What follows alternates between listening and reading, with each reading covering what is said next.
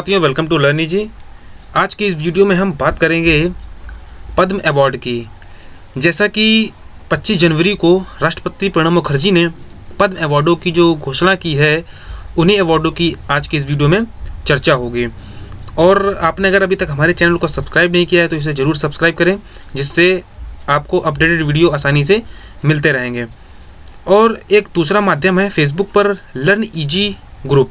Facebook पर हमारा एक लर्न इजी ग्रुप है, वहाँ उसको ज्वाइन करके आप हमारे सभी वीडियो और जो स्टडी मटेरियल है वो आप आसानी से प्राप्त कर सकते हैं। तो आइए बात करते हैं पद्म अवार्डों में।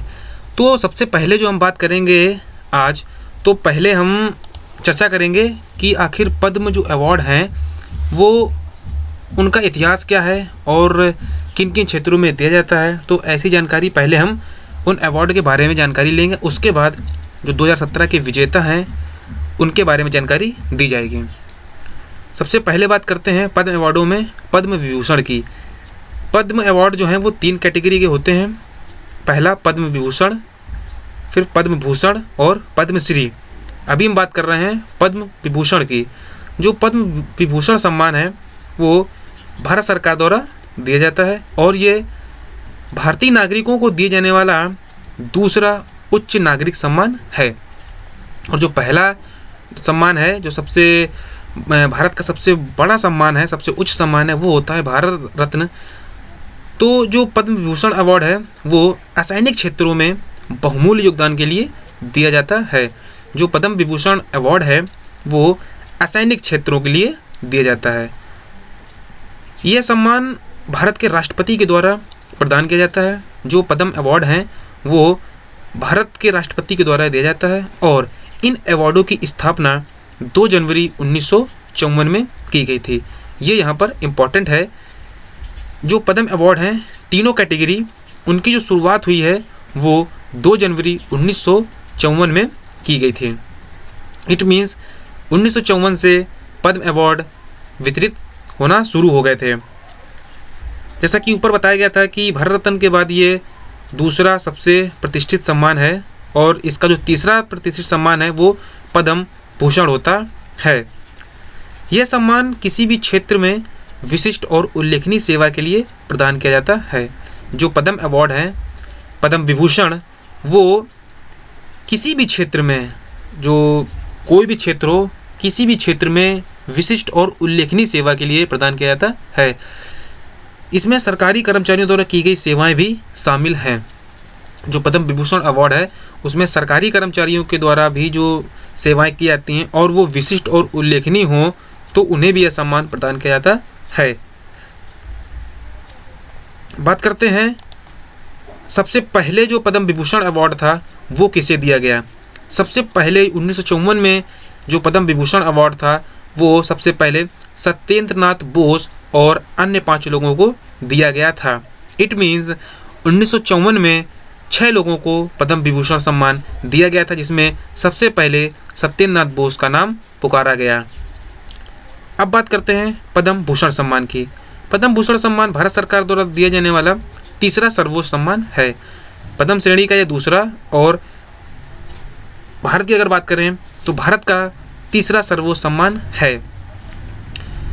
यह देश के लिए बहुमूल्य योगदान के लिए दिया जाता है। जो भी व्यक्ति भारत के लिए बहुमूल्य योगदान देता है उसे इस अवार्ड से सम्मानित किया जाता है। इसके बाद पद्म भूषण के बाद जो क्रम है उसमें पद्मश्री का नाम आता है। जो पद्मश्री है वो चौथा सबसे प्रतिष्ठित सम्मान है। अब बात करते हैं पद्मश्री। पद्मश्री जो है भारत सरकार द्वारा सिर्फ और सिर्फ भारतीय नागरिकों को दिया जाने वाला सम्मान है। जो पद्मश्री अवार्ड है वो आमतौर पर सिर्फ भारतीय नागरिकों को दिया जाता है और कभी कभी ये NRI और विदेशी लोगों को भी दिया जाता है, लेकिन आमतौर पर यह सिर्फ भारतीय नागरिकों को दिए जाने वाला सम्मान है। जो पद्मश्री अवार्ड है वो किन किन क्षेत्रों में दिया जाता है। जो पद्मश्री अवार्ड है वो कला, शिक्षा, उद्योग, साहित्य, विज्ञान, खेल, चिकित्सा, समाज सेवा और सार्वजनिक जीवन आदि में उनके विशिष्ट योगदान को मान्यता प्रदान करने के लिए दिया जाता है। ये इस वजह से दिया जाता है कि उन्होंने इन क्षेत्रों में बहुत ही महत्वपूर्ण और देश के लिए योगदान देने वाला कार्य किया है। तो इस वजह से ये पद्मश्री अवार्ड दिया जाता है। भारत सरकार में जो पदानुक्रम है वो ऐसा है कि जो सबसे सर्वोच्च सम्मान है वो भारत रत्न है, उसके बाद पद्म विभूषण है, उसके बाद पद्म भूषण है, और जो पद्मश्री है वो पद्म भूषण के बाद चौथे स्थान पर आता है। इसके अग्रभाग पर जो पद्मश्री जो है, जो पद्मश्री अवार्ड मिलता है, इसमें जो आगे वाला भाग होता है उसमें पद्म और श्री देवनागरी लिपि में अंकित रहते हैं। जो पद्म अवार्ड मिलते हैं उसमें जो मेडल होता है तो उसके आगे वाले भाग पर पद्म और श्री शब्द देवनागरी लिपि में अंकित रहते हैं। अब बात करते हैं 2017 के अवार्ड की। जैसा कि अभी बताया गया था कि राष्ट्रपति प्रणब मुखर्जी ने 25 जनवरी 2017 को 89 व्यक्तियों को पद्म पुरस्कार देने की घोषणा की। इस वर्ष 89 लोगों को, टोटल कितने लोग, टोटल 89 लोगों को यह पुरस्कार दिया जाएगा, जिसमें 7 पद्म विभूषण, 7 पद्म भूषण और 75 पद्मश्री पुरस्कार शामिल हैं। जो तीनों कैटेगरी हैं उनमें से 7 अवार्ड जो हैं पद्म विभूषण हैं, 7 पद्म भूषण हैं और 75 लोगों को पद्मश्री पुरस्कार दिया जाएगा। और इन जो 89 कैटेगरी हैं इसमें से स्पोर्ट के जो क्षेत्र हैं उसमें से 8 व्यक्तियों को पद्म पुरस्कार दिए जाएंगे। जो भी 89 लोगों को चुना गया है उसमें से जो 8 व्यक्ति हैं वो स्पोर्ट्स क्षेत्र से आते हैं। स्पोर्ट्स क्षेत्र के 8 व्यक्तियों को पद्म पुरस्कार दिए जाएंगे। तो आइए सबसे पहले बात करेंगे हम यहाँ पर पद्म विभूषण विजेता। जो भी पद्म विभूषण विजेता हैं उनके जो नाम हैं वो यहाँ पर बताए जाएंगे। तो पद्म विभूषण में जो सबसे पहला नाम है वो है शरद पवार का। शरद पवार को इस वर्ष पद्म विभूषण सम्मान से नवाजा गया है। शरद पवार जो कि इसके पहले जो केंद्र में सरकार थी उसमें कृषि मंत्री थे, तो एग्रीकल्चर सेक्टर में काम करने के लिए शरद पवार को पद्म विभूषण सम्मान से सम्मानित किया गया है। तो जो पहला नाम है वो शरद पवार, और जो इनका क्षेत्र है वो है एग्रीकल्चर सेक्टर। तो एग्रीकल्चर सेक्टर में महत्वपूर्ण कार्य के लिए शरद पवार को पद्म विभूषण अवार्ड से सम्मानित किया गया है। उसके बाद नेक्स्ट है मुरली मनोहर जोशी। जो श्री मुरली मनोहर जोशी हैं वो वर्तमान में सांसद हैं, और इनके पब्लिक अफेयर्स जो पब्लिक के लिए जो काम करने के उद्देश्य से इनको पद्म विभूषण सम्मान दिया गया है।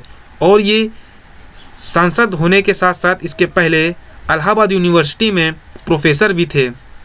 तो प्रोफेसर रहते हुए इन्होंने अनेक ऐसे कार्य किए हैं जो पब्लिक के लिए या आम नागरिकों के लिए,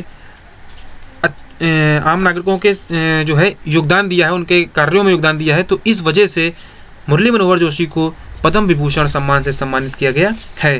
तो मुरली मनोहर जोशी का जो सेक्टर है वो पब्लिक अफेयर्स है। पब्लिक अफेयर्स के जो क्षेत्र है उसमें इन्होंने महत्वपूर्ण कार्य किया है, इस वजह से इन्हें पद्म विभूषण सम्मान से सम्मानित किया गया है। नेक्स्ट है सद्गुरु जग्गी वासुदेव। सद्गुरु जग्गी वासुदेव जो कि एक आध्यात्मिक गुरु और विचारक हैं, इनको भी पद्म विभूषण सम्मान से सम्मानित किया है। तो शरद पवार, मुरली मनोहर जोशी और सद्गुरु जग्गी वासुदेव, जो इनका क्षेत्र है वो है आध्यात्मिक गुरु और विचारक। जो ये जग्गी वासुदेव हैं ये एक आध्यात्मिक गुरु और विचारक हैं। नेक्स्ट हैं केजे येसुदास। केजे येसुदास जो कि केरल के एक मशहूर संगीतकार हैं, इनको भी पद्म विभूषण सम्मान से सम्मानित किया गया है। नेक्स्ट हैं सुंदरलाल पटवा। सुंदरलाल पटवा को मरणोपरांत ये अवार्ड दिया गया है, और ये मध्य प्रदेश के पूर्व मुख्यमंत्री हैं। इनका हाल ही में देहांत हुआ है। तो मध्य प्रदेश के पूर्व मुख्यमंत्री सुंदरलाल पटवा को मरणोपरांत पद्म विभूषण सम्मान से सम्मानित किया गया है। नेक्स्ट हैं उडुपी रामचंद्र राव, जो कि एक वैज्ञानिक हैं और वैज्ञानिक क्षेत्र में उल्लेखनीय कार्य के लिए इन्हें पद्म विभूषण सम्मान से सम्मानित किया गया है। नेक्स्ट है पीए संगमा। पीए संगमा जो कि लोकसभा के पूर्व स्पीकर थे, इनको भी पद्म विभूषण सम्मान से सम्मानित किया गया है। तो केजे यशुदास, सुंदरलाल पटवा, उडुपी रामचंद्र राव और पीए संगमा, इन लोगों को भी पद्म विभूषण सम्मान से सम्मानित किया गया है। आगे बात करेंगे पद्म भूषण सम्मान। पद्म भूषण सम्मान में सबसे पहला जो नाम है वो है पंडित विश्वमोहन भट्ट। पंडित विश्वमोहन भट्ट जो कि राजस्थान के वीणा वादक हैं। इनका जो क्षेत्र है, जो उनका कार्य क्षेत्र है वो है संगीत का। तो इन्होंने संगीत क्षेत्र में, जो कि एक वीणा वादक हैं, तो इन्होंने इस क्षेत्र में महत्वपूर्ण योगदान दिया। इस वजह से पंडित विश्वमोहन भट्ट को पद्म भूषण सम्मान से सम्मानित किया गया है। नेक्स्ट हैं प्रोफेसर देवी प्रसाद द्विवेदी, जो कि संस्कृत के प्रोफेसर हैं। इनको भी पद्म भूषण सम्मान से सम्मानित किया गया है। पद्म भूषण में पंडित विश्वमोहन भट्ट, प्रोफेसर देवी प्रसाद द्विवेदी। नेक्स्ट हैं डॉक्टर तेहमटन उडवाडिया। डॉक्टर तेहमटन उडवाडिया को चिकित्सा क्षेत्र में महत्वपूर्ण योगदान के लिए पद्म भूषण सम्मान से सम्मानित किया गया है। नेक्स्ट है श्री रत्न सुंदर महाराज, जो कि एक आध्यात्मिक गुरु हैं और ये गुजरात के आध्यात्मिक गुरु हैं। कौन? श्री रत्न सुंदर महाराज। नेक्स्ट है निरंजन रत्न सरस्वती, ये बिहार के योग गुरु हैं। इनको भी पद्म भूषण सम्मान से सम्मानित किया गया है, निरंजन रत्न सरस्वती। उसके बाद नेक्स्ट है श्री चो रामास्वामी। इनको मरणोपरांत पद्म भूषण सम्मान से सम्मानित किया गया है और ये एक राजनीतिक विश्लेषक थे। तो राजनीति के एक विश्लेषक श्री चो रामास्वामी को मरणोपरांत पद्म भूषण सम्मान से सम्मानित किया गया है।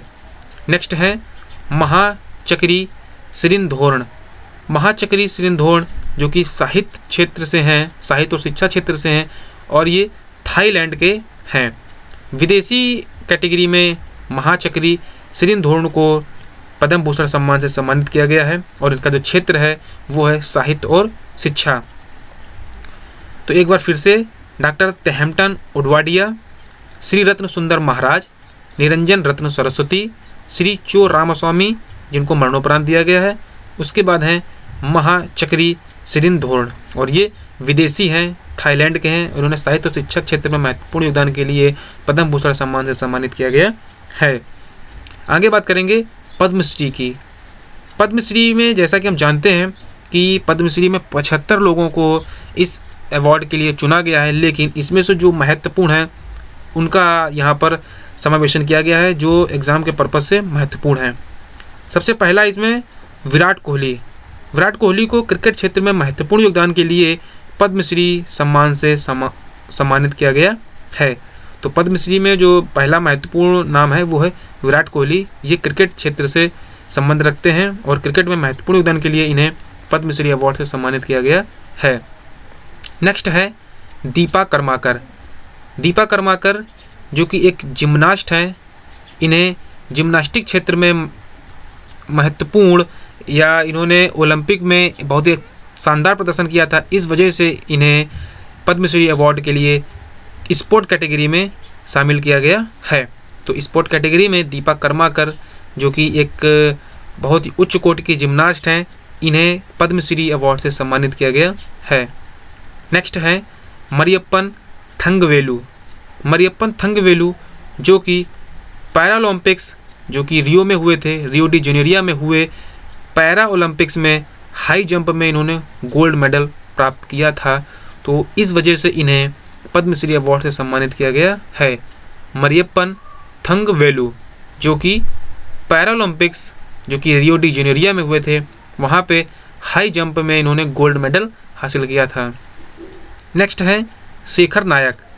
शेखर नायक जो कि ब्लाइंड क्रिकेट के कप्तान हैं, इंडिया में जो ब्लाइंड क्रिकेट है उसके कप्तान हैं शेखर नायक, इन्हें भी पद्मश्री से सम्मानित किया गया है। नेक्स्ट हैं कैलाश खेर। कैलाश खेर जो कि एक सिंगर हैं, इनको भी वर्ष 2017 में पद्मश्री अवार्ड से सम्मानित किया गया है।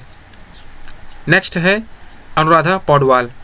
अनुराधा पौडवाल ये भी सिंगर हैं और इनको भी सिंगिंग क्षेत्र में महत्वपूर्ण योगदान के लिए पद्मश्री अवार्ड से सम्मानित किया गया है। नेक्स्ट है डॉक्टर नरेंद्र कोहली। डॉक्टर नरेंद्र कोहली जो कि एक लेखक हैं, इनको भी वर्ष 2017 का पद्मश्री अवार्ड से सम्मानित किया गया है। उसके बाद नेक्स्ट है विकास गौड़ा। विकास गौड़ा जो कि एक डिस्कस थ्रो प्लेयर है। विकास गौड़ा जो इनका स्पोर्ट में जो इनका क्षेत्र है वो है डिस्कस थ्रो। ये एक डिस्कस थ्रो प्लेयर हैं और इस क्षेत्र में अतुलनीय योगदान के लिए इन्हें इस वर्ष पद्मश्री अवार्ड से सम्मानित किया गया है। तो विकास गौड़ा को भी पद्मश्री अवार्ड से सम्मानित किया गया है। नेक्स्ट है अनुराधा कोइराला। अनुराधा कोइराला जो कि एक सोशल वर्कर हैं और ये नेपाल से हैं। तो ये एक विदेशी हैं। विदेशी कैटेगरी में इनको जो है पद्मश्री अवार्ड से सम्मानित किया गया है। अनुराधा कोइराला जो कि नेपाल से हैं और जो उनका कार्य क्षेत्र है वो है सोशल वर्कर। नेक्स्ट है अरुण कुमार शर्मा। अरुण कुमार शर्मा जो कि एक आर्कियोलॉजिस्ट हैं, इन्हें भी इस वर्ष पद्मश्री अवार्ड से सम्मानित किया गया है। उसके बाद जो नाम है वो है पूनम सूरी। पूनम सूरी को एजुकेशन फील्ड में महत्वपूर्ण कार्य के लिए इस वर्ष पद्मश्री अवार्ड से सम्मानित किया गया है। तो पद्मश्री अवार्ड में जो महत्वपूर्ण लोग थे उनकी यहाँ पर चर्चा की गई और इसके अलावा जो पद्म विभूषण और पद्म भूषण हैं वो तो एग्ज़ाम के पर्पज़ से बहुत ही ज़्यादा इम्पोर्टेंट हैं। तो आज के इस वीडियो में हमने पद्मश्री, पद्म भूषण और पद्म विभूषण से सम्मानित प्रतिष्ठित व्यक्तियों का विवरण प्रस्तुत किया। तो अगर आपको ये वीडियो अच्छा लगे तो इसे ज़रूर लाइक कीजिएगा और आपने अगर अभी तक इसको सब्सक्राइब नहीं किया है तो इसे ज़रूर सब्सक्राइब करें, जिससे आपको इसके अपडेटेड वीडियो आसानी से मिल सके। वीडियो देखने के लिए आपका बहुत बहुत धन्यवाद।